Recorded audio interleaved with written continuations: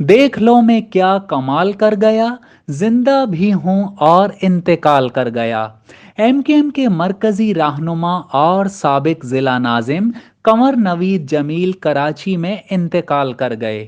قمر نوید جمیل گزشتہ برس brain haemorrhage کا شکار ہوئے تھے، جس کے سبب وہ کئی ماہ سے نجی ہسپتال میں زیر علاج تھے۔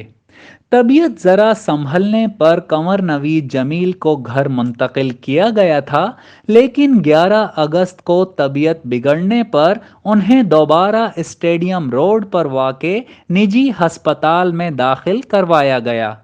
قمر نوید جمیل ہسپتال کے انتہائی نگہداشت کے شعبے میں زیر علاج تھے۔ قمر نوید جمیل 15 مارچ 1964 کو پیدا ہوئے۔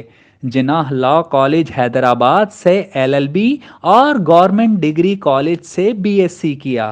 قمر نوید جمیل 2005 میں حیدرآباد ڈسٹرکٹ کے ناظم منتخب ہوئے۔ سن 1990 اور 2013 میں رکن قومی اسمبلی منتخب ہوئے۔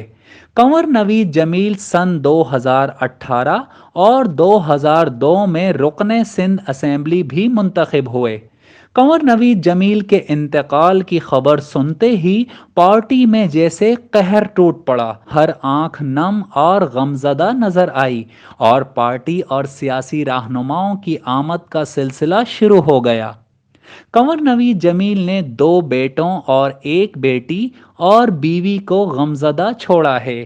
قمر نوید جمیل حیدرآباد میں پیدا ہوئے اور سیاست میں آنے کے بعد 2 مرتبہ قومی اور 2 مرتبہ صوبائی اسمبلی کے رکن رہے۔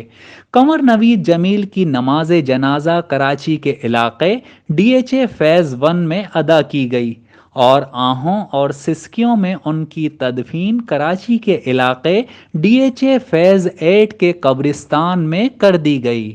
زاہد مرزا، فیض ٹی وی، کراچی۔ فیض نیٹ ورک، فیض